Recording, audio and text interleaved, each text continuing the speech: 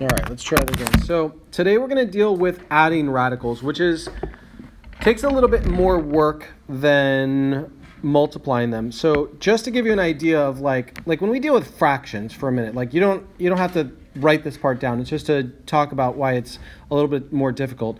If I have 1/2 and 1/6, it's very easy to multiply them. Like multiplying is like super easy compared to adding and subtracting. Like I can just multiply across the top and I can multiply across the bottom and I can do them. Whereas if I had to add these same two things, it's a little bit different. I have to first change them so they have the same denominator, and I would get 3/6 plus 1/6, and then I would be able to add them together. So the rule is that like when you add things together, they have to be kind of like the same things. Like if you're going to count apples and say like, how many apples do I have? You have to count all of the same things. Sometimes it's hard to add things. Like for example, you cannot, again, I'm about to do the wrong thing here. Do not do what I'm going to do right here, and this does not in no way equal the square root of 106. Do not do that. That's the biggest common mistake that people make. They just add up what's under the radical because they already go, well, when I multiply them, I just multiply those two things. So can I just add them? And the answer is no. So to add them, we need to know that what's under the radical is exactly the same thing. And these don't look like they're the same thing. So what I'm going to do right now is I am going to break these down. We're going to break these down just as we always did in hopes that maybe these are in fact the same thing. The square root of 8, what could I break that down into? Okay, so the square root of 4 times the square root of 2. Does any of that break down? Okay, so the square root of 8 is exactly the same. There's no difference between this and this. It's just another way of writing it. Now I'm going to do the same thing for 98. So I need two things that multiply to make 98. Okay, 49 and 2. Now, even if you had chosen different factors, you're still going to end up at the same place as long as your math is right. Do I know the square root of either 49 or 2?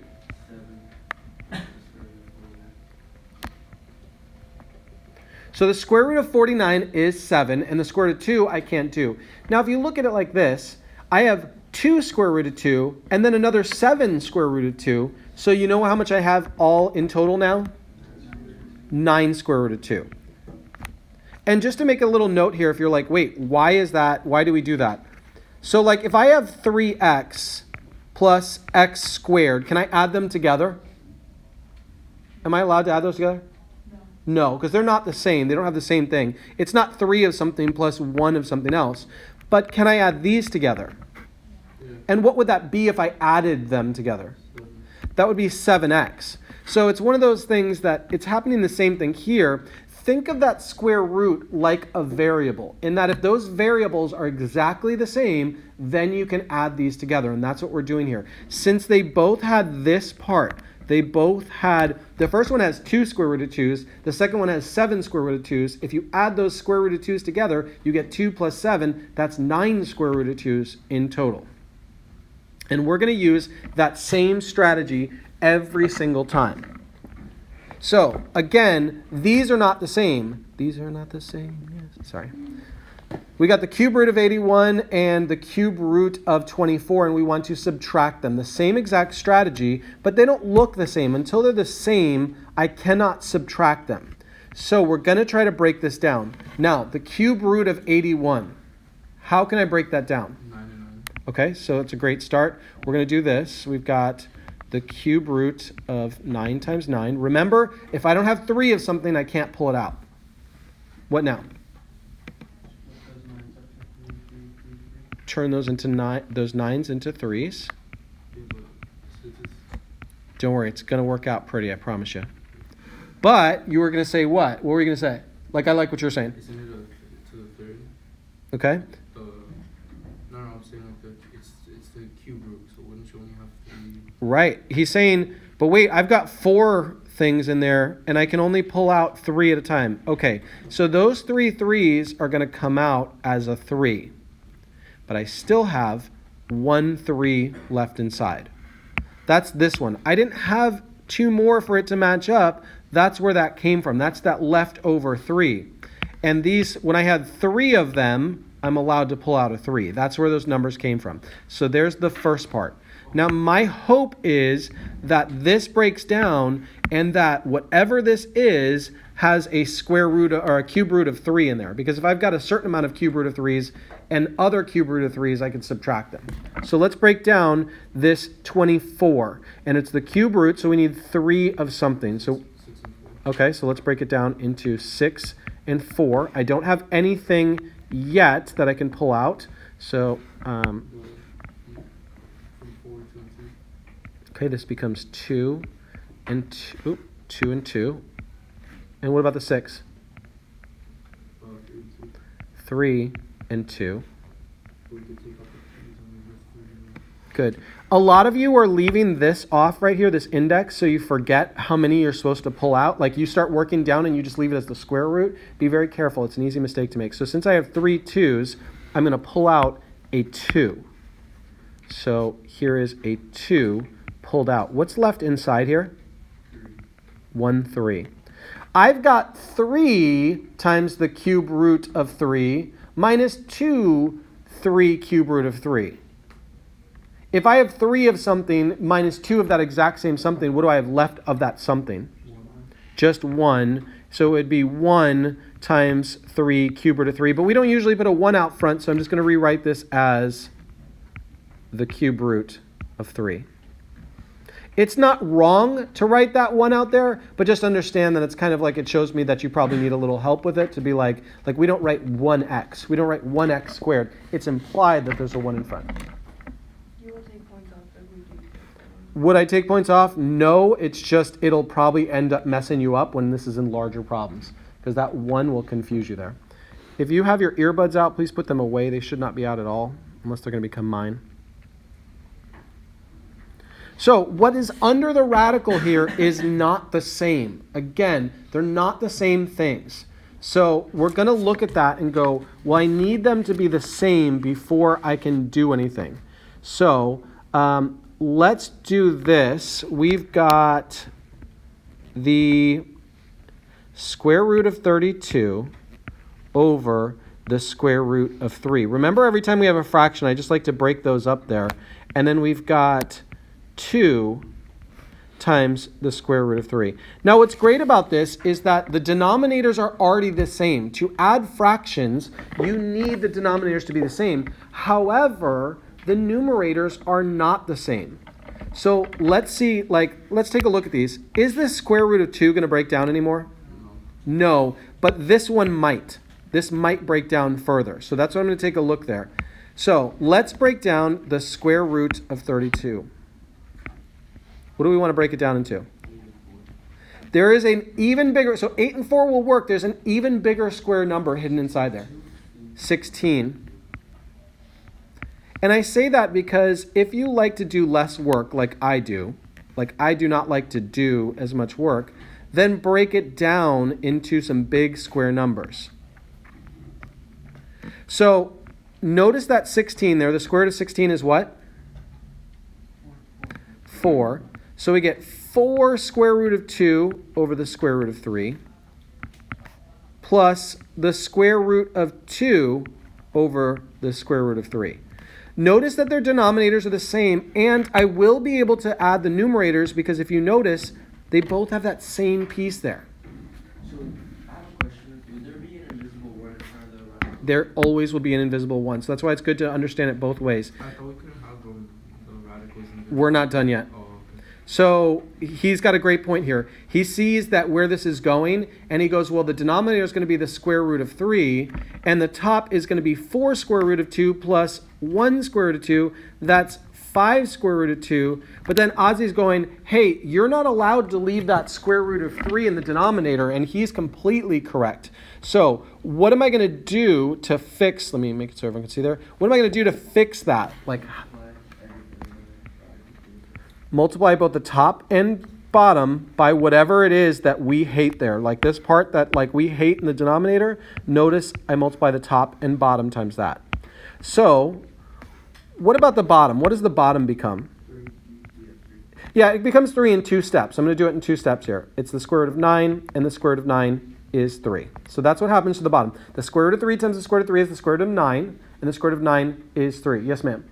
I thought that when you had a 1 in front of the radical, you had to add the denominators. It would be like 2 square root of 3 instead of like... Remember the denominator. So think about this. 1/4 plus 1/4. What would that end? They say the same. Yeah, the denominators don't do that. The numerators do, but not the denominators. Same here. Okay, so now we've got, on the top, we've got 5 times the square root of 2 times the square root of 3. Remember what I talked about when we were multiplying these is inside numbers times inside numbers and outside numbers times outside numbers. So what will that top end up being? 5 square root of 6. Good. 5 square root of 6. Because it's just the inside numbers times inside numbers. 2 times 3 is 6. We get 5 square root of 6. Now the last thing I'm checking here is I'm looking at my last answer and seeing if anything cancels. Will that 5 and 3 cancel with each other? No. Do not cancel that 6 and 3 together. Why would I not cancel the square root of 6 and 3? Give me a reason why I would not cancel them. Square root of 6 is a radical and 3 is a whole number. Right. One's a radical, one's a whole number, or if you prefer, one's an inside number, one's an outside number. Multiplying or dividing, they better both be inside or both be outside when you do that. I'll give everyone a minute to get caught up on that. That was a great question. She was saying, like, to get rid of that square root of 3, she was saying, how many do I need? Why did we choose to only multiply by one of them? Well, since there is a hidden 2 in here, right? We know that there's a secret 2 in there. So I'm going to need 2 square root of 3s to make them go away. If that had been the cube root, I would have needed one more extra cube root of 3 to make it go away. All right, let's go to D. Again, cannot add them together. I'm writing this because this is what we are not doing. Please do not do this. I will see this on the next test. It is not the square root of 30. Please don't do that. Sunny's going to break it down to the square root of 30 and then try to break that down. It's not the square root of 30 in any form. So no square root of 30. But talk to me about what I can do. Let's start by breaking down the 18 into 9 and 2 is a great combination. Either one of those break down? What about the 12?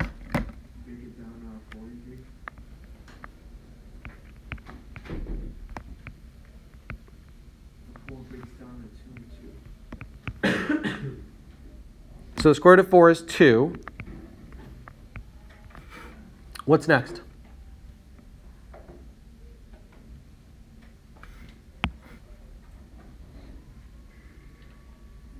I'm glad you're pausing. Why are you pausing? Because everyone was with me 100% and then all of a sudden it got real quiet. I'm glad. You should have gotten real quiet. Why?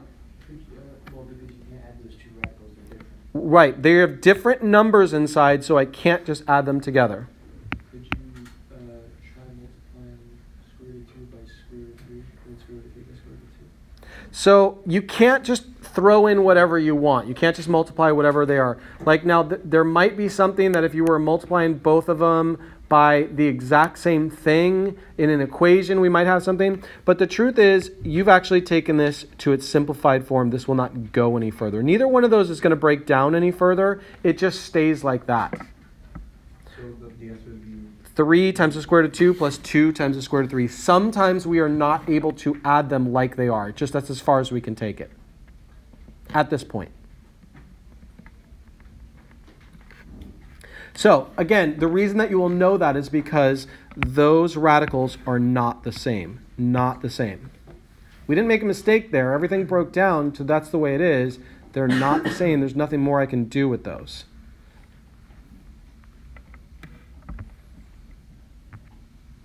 Okay, this one is kind of tricky here. Notice the parentheses were never there before. That's something new. We have that square root of 6 on the outside.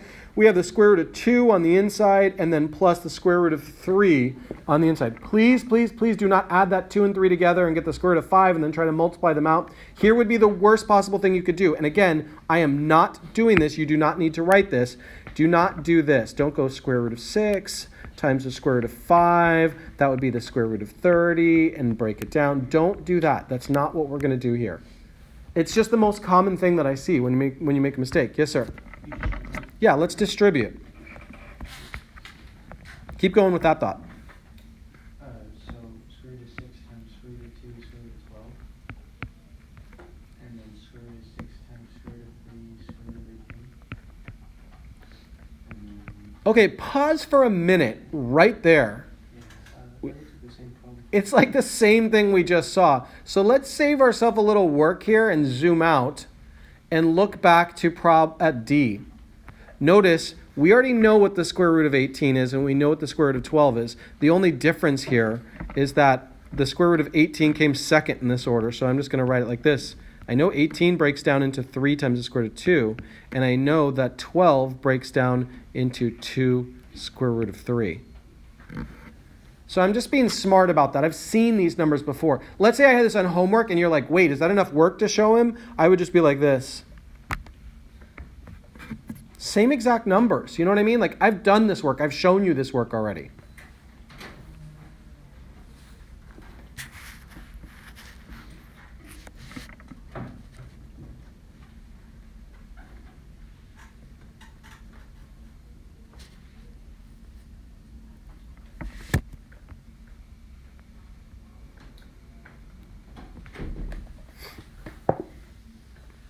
All right.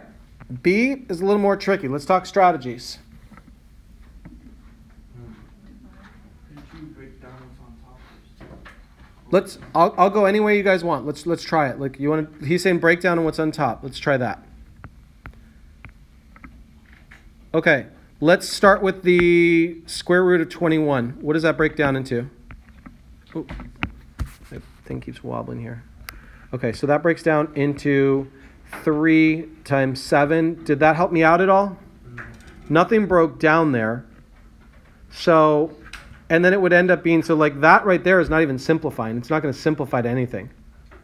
So this is why it's a great strategy to start with. That's probably what I would have done too, is seeing if they broke down to the same thing, but they're not going to break down to the same thing. They end up as square root of 3 times the square root of 7, which doesn't simplify this at all. Ashley, what do you got? Can you divide the 3? I would, but tell me how, because there's a huge area of making mistakes. She's saying, what about this? Can't we do some division here? Because there's a right way to do this and a wrong way to do this. Let me show you the wrong way to do this. I'm going to divide this inside number with an inside number, and square root of 3 goes into the square root of 21 7 times, leaving me this. This is the wrong way. Don't write this. This is the wrong way. What did I do wrong there? Yeah, that square root of 3 needs to be divided with both of those things. This is the denominator for this, and it's the denominator for that. So if you're going to do that, if there are 2 terms up there, each of them, for example, these are exactly the same. Just to give you an idea of what I'm talking about here, 21, 3.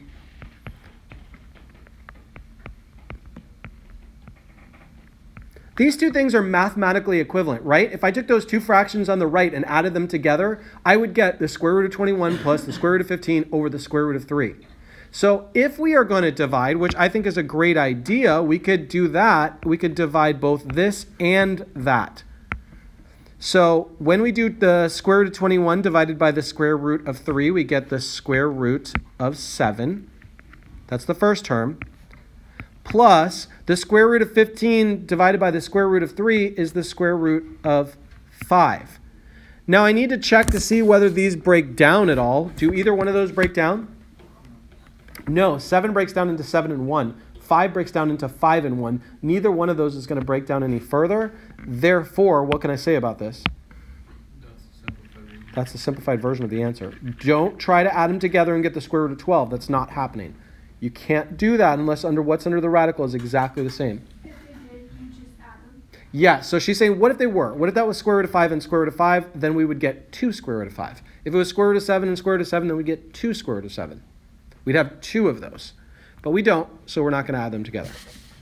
Give everyone just a minute to catch up. Yes, ma'am? Can you not have like a square root at the bottom? Never. So you can never leave a square root in the bottom. Now, you can have it in the middle while we're working. But at the end, we don't leave that there. That would be an improper answer. So you would not get full points there if that was still in the denominator, because there's still math to be done. It would be like, and again, this is not part of this problem. It would be like if I left, let's say I was working out some fractions and I left something like that. It would be weird, right? Because there's still something to be done there. And so we need to do that. So in which case you would just keep working it. Again, this does not pertain to this question. It was just, there's still more to do.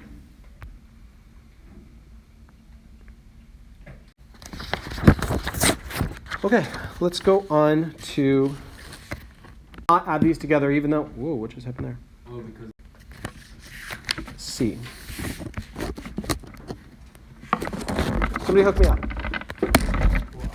would you break down the script, or would you just leave it? That's up to you. So here's what he's saying. Would I break this down? It's up to you. Like I could certainly try it. Right? So he's saying that let's leave the square root of 3 outside. He knows he's supposed to work in parentheses first, but he's like, well, if I break that down, that's the square root of 2 times the square root of 3. It doesn't really break down though, does it? Yeah. So that's not going to help us out. So I'd certainly try it to see if that would help me out. It doesn't in this case. So where are we going then? Distribute the 3. Distribute. The square root of 3 times the square root of 3 is? The square root of 9. And the square root of 3 times the square root of 6 is? The square root of 18. What is the square root of 9? 3. And how do I break down the square root of 18? 9. Okay, so square root of 9 times the square root of 2, which becomes 3 plus 3 square root of 2. So what now? You have the outsides equal 6 square root of 2. Right, we cannot add y.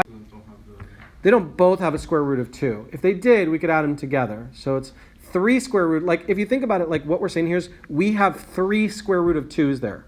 I'm taking the square root of 2 and multiply it by 3, which means I have 3 of them.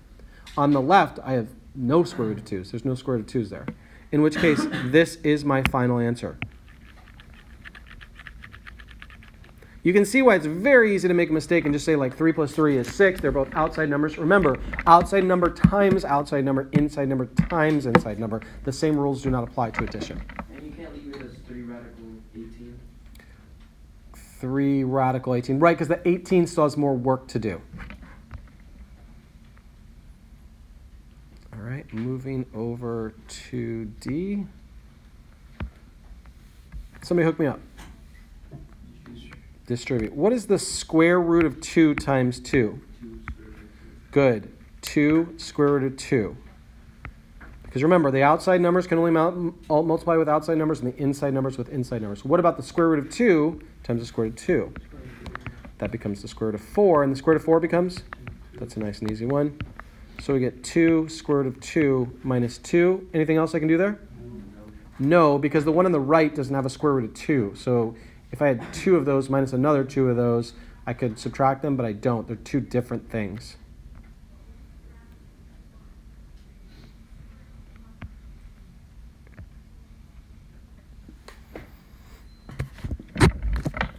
Okay, so it says simplify. Now this part that says assume that each radical represents a real number, it means that we're not going to deal with no solutions in this case. That it's not going to be like, oh, no real solutions in here. We're going to assume that everything is possible for these. We're going to use them.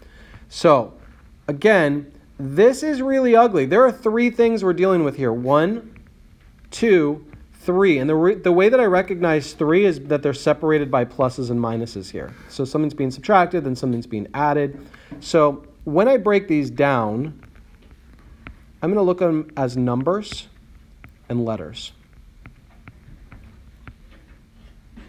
So I'm going to work that first. Before I start getting really busy up here, I'm just going to work straight down there. Talk to me about those. 6 and 2 is okay, but not as good as something else. Remember, we're trying to get square numbers here. 6 and 2 wouldn't have helped us, but 4 and 3 will. We get 2 times the square root of 3. Let's talk about that x to the 5th power. You could take away 4 x's and have x in a radical. Okay, so there's 1, 2, 3, 4, 5 x's in there, right? How many x's do I need to be able to pull one out? 2.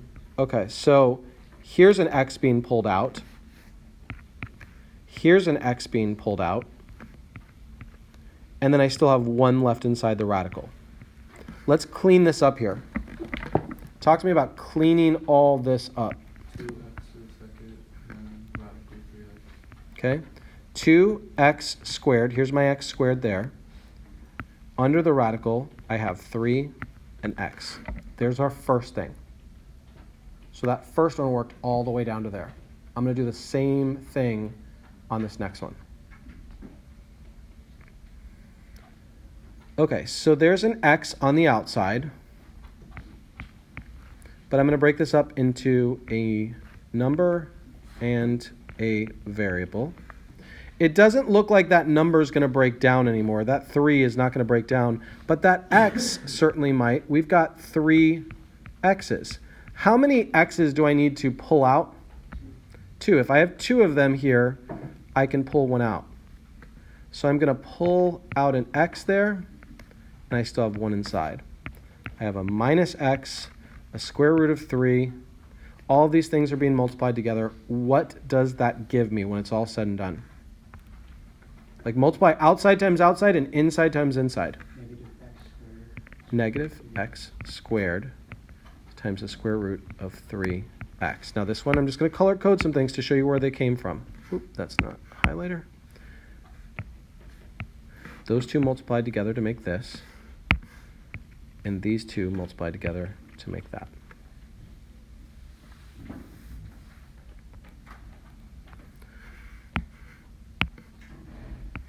This is nice. Look at the first thing and the second thing. That first thing and second thing, when we're done with this, we're at least going to be able to subtract those. If nothing else, there's something there. Now look at the last one. It says 5x squared times the square root of 3x. Guess what? I'm not even going to mess with that. I'm not even going to mess with it. Why did I choose to not even mess with it at all, not even bother thinking about it? Why did it? It's got the 3x. It's got exactly what I need right there. That's exactly what I needed. Okay. So, now comes the fun part. Good call. She's saying I left off the x squared. Thank you. I didn't write the x down there. It actually would have been much harder if we didn't have a squared there, so it's good that we did.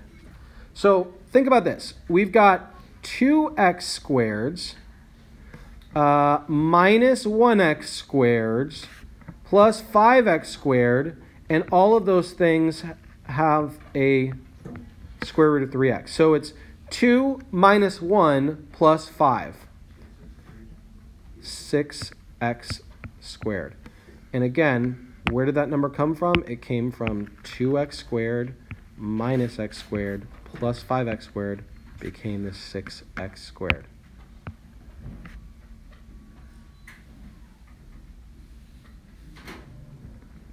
Okay, so let's do one more. Let's go to B here. So we've got two fractions, right? We've got the square root of 6y over 1. That's a fraction. Minus the square root of 3y over the square root of 2. That's a whole lot of mess right there. We got to figure all this out. Now I knew that one was on the left would have to be a fraction because the one on the right is a fraction, right? If we're going to combine two numbers that are fractions, I mean, we know that like a fraction and a fraction can be added together, a fraction and a fraction can be subtracted as long as they have the same denominator. But right now, that one on the left does not. And actually, there's a huge problem with the one on the right. You're welcome. Have a great day. What's wrong with the one on the right, first of all? There is a radical in the denominator that we need to get rid of. So let's get rid of that right away and just see what happens, because maybe this will be a little easier to deal with after I get rid of that square root of 2. So what are we going to multiply the one on the right by?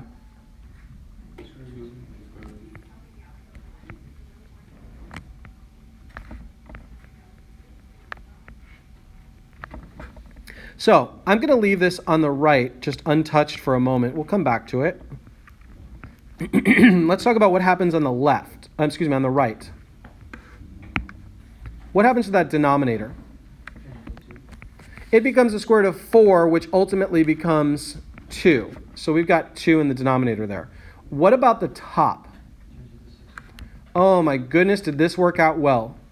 Look at the tops. That worked out very nicely. However, there's still something that's a problem. The denominators are the same. They are not the same. Therefore, what do we need to do to the one on the left to Sorry, multiply by 2. Yeah, we need to multiply both the top and bottom. Remember when we make things equivalent fractions, I need this bottom part to be a 2. So the one on the left is going to be 2 times the square root of 6y over 2 times 1, which is 2, minus the square root of 6y all over 2. Am I done? No. What else can I do here? So subtract Okay, so what do I get when I subtract that? 6y. Okay, so we get the radical 6y over 2. Should I cancel out that 6 and 2? No. One is an inside number, one's an outside number. Don't cancel them out with each other. And even if you looked back here and you're like, wait, why didn't we just cancel that out back here? Because if you did, then you couldn't have subtracted them, and then we'd have had to do it all over again. The whole purpose of having that 2 there was that so we could do this. So we're going to leave it right there as the square root of 6y over 2. So sometimes we have to just look at it and go, well, what's wrong with this? How do I fix it? Like, how do I fix? What do I know how to do? Even if I'm not sure what to do ultimately, what's my first step that I could take? So we actually only have 2 other problems to go over for this lesson, but we're doing it over 2 days. So I'm going to use the last 2 problems as a refresher tomorrow, but that's enough to get you through half the homework right there. So you're doing the first half, which I think is like 18 problems, if I'm not mistaken. 19? Okay, so it's something like that. So that'll get you through the first half of today.